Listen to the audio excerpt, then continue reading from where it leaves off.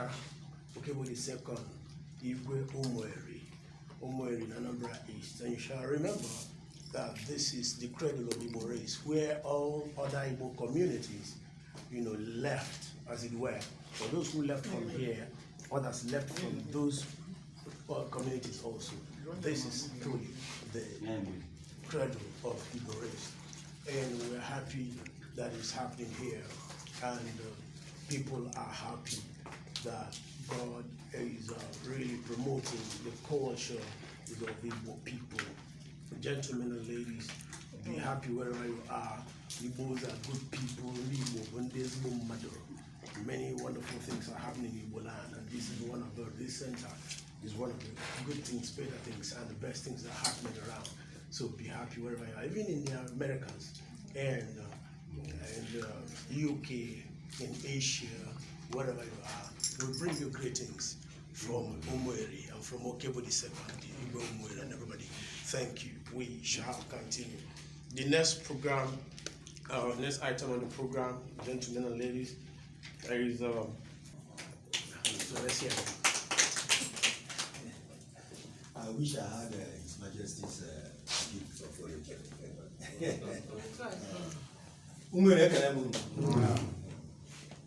Your Royal Majesty, my Lord Bishop,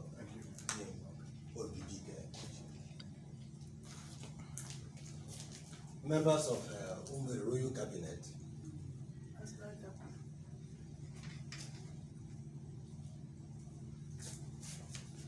and elders of ERI.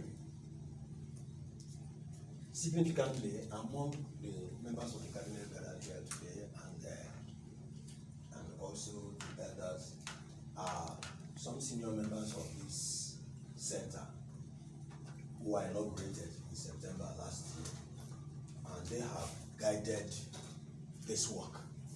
If there is any credit to be given for this work, that credit must go first and foremost to the leadership and inspiration that His Majesty has provided, and also to the senior colleagues in the center, the members of the cabinet, Chief I know that, and Princess Ngozi Okoye here on my right, and have Chief Charles Ogugwa, and some of whom have worked very closely with us here in this center to get us to the point where we are today. I don't think we could have gotten to this point so fast, but for the wisdom, the help, and the guidance of these persons. Your Majesty, it's my pleasure to welcome you to ERI House of the Center for Research in Igbo History and Culture. Like I said, I wish I had your gift of oratory to be able to say how we started. But you know how I walked into this community last year. I'm not walking as if I were a stranger, but not being homebred. I came in and shared a vision with you, with Your Majesty. I still consider it is still a major point in my confidence in you that I walked in unknown and shared a vision that sounded incredible. Consider that I had neither reputation nor means to dream so big. It is to eternal credit that you listened to me, received me, and listened to me. You had me out. And I recollect that even at that time in September last year, I wasn't very confident about the vision. But as I was speaking, telling you of a vision for a Center for Research in Igbo History and Culture that will have 4 pillars: the library of Igbo literature, the archives of Igbo historical documents, the skill acquisition center, and the museum. Before I finished speaking, you said we have a place for it. We have a place for it. And I said, Your Majesty, no. I was actually thinking of, you know, a little place. And they said, no, we have a place for it. Go and see it. You call some people, say, take him there. I don't think at that time you even knew my name. They said, take him there. I wanted to object again. You said I should keep quiet. I should go and see the place first. That what I was talking about has already been provided for. You see, the way God does these things, I was here in Lagos dreaming of a center like this and thinking of when it will be possible. I think it was Adibo that I shared the vision with first. And as I was talking, and he said, so when are you coming to do this? I said 5 years, 6 years time, when I would have made money, I have money to fund it.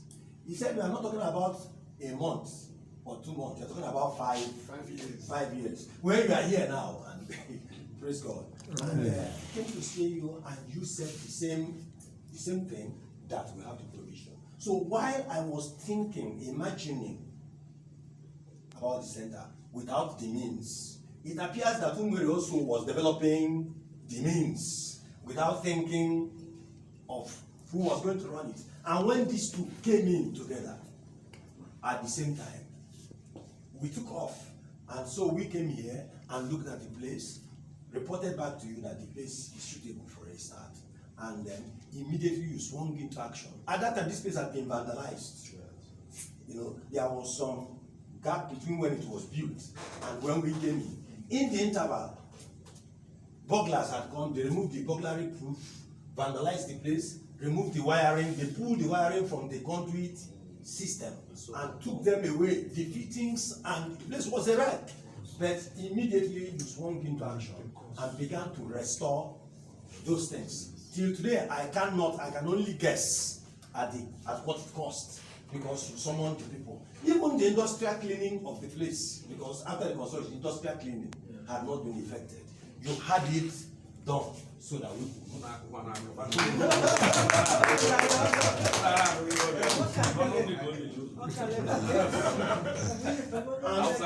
And so immediately something that started as a dream, as a vision.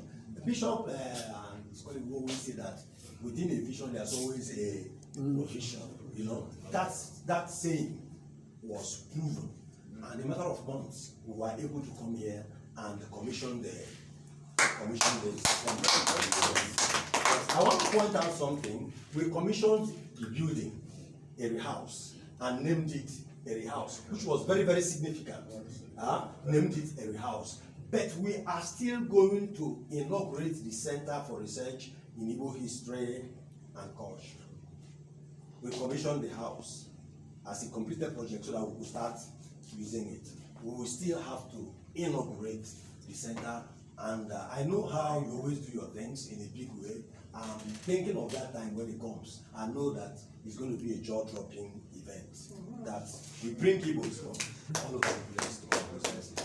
So we cannot talk about the history. That's why I said that in the plaque there, where we're going to list the names of people who make financial donations to make this vision possible, I asked you to guess who would be number one. It is obvious. Not just because you are the traditional ruler of this place, but in every way, financially, I think you are still number one. Different people are paid and you didn't just give us the money. You also kept what that proven by your presence here today to come and see how we are getting on.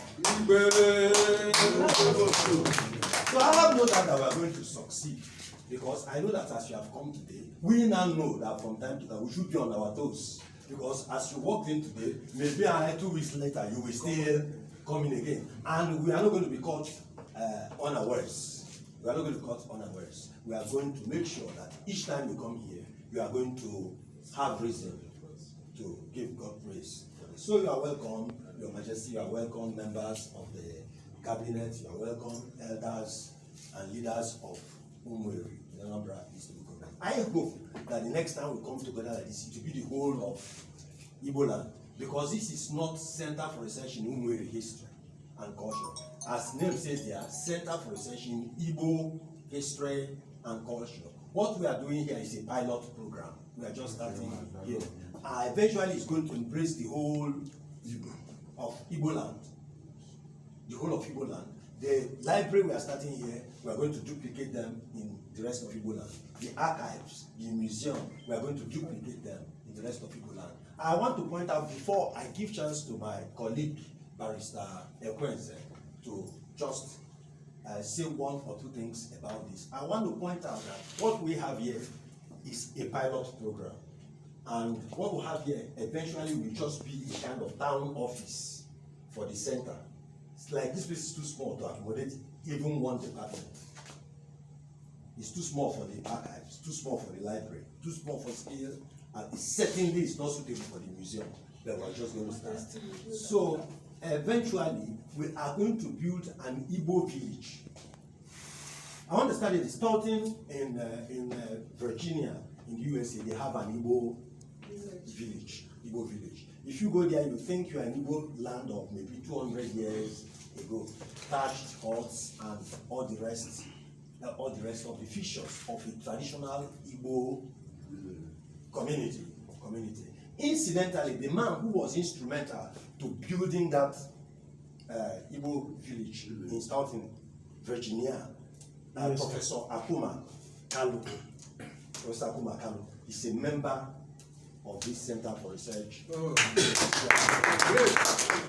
He dreamed up the Igbo village in Virginia. He approached universities there and sold the vision. Then they accepted. He came down to Igbo land and collected Indiana Bolo, collected people that make thatch roof, took them there and they built that place.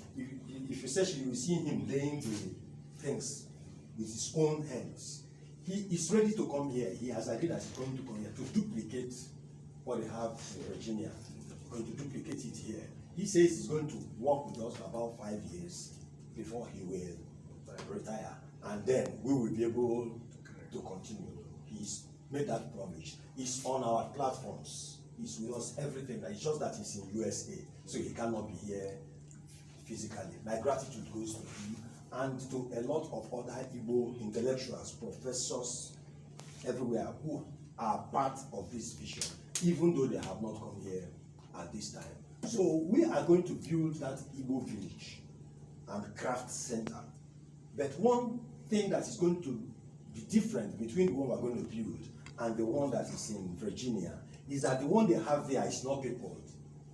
You know, they just have the buildings. So occasionally, you know, somebody goes there and bow fala for the white people. So occasionally people go there. But what we're going to build is going to have people working there. The huts are going to have people living there. Anytime you go there, you see people pounding, cooking on soup, you know. In the huts, you are going to see people now also, you know, people carving things. So people visiting this community will be able to buy mementos and memorabilia, carved things, and so that is going to, our main goal is to turn Igbo land, starting from here, into a tourist hub for West African region. Income from tourism is kind of a stream. It's a stream. So we are going to tap into that stream of income that is derivable from tourism. It is replenishable, it doesn't run out. Thank you very much. It's my pleasure to invite my colleague before His Majesty comes up, Barrister.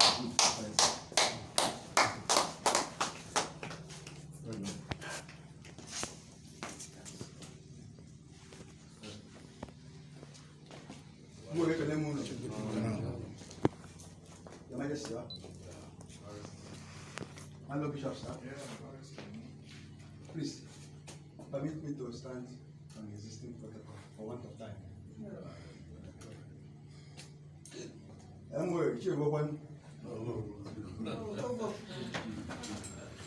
I said this because before this recent time, Umwe as a community, even Umwe areas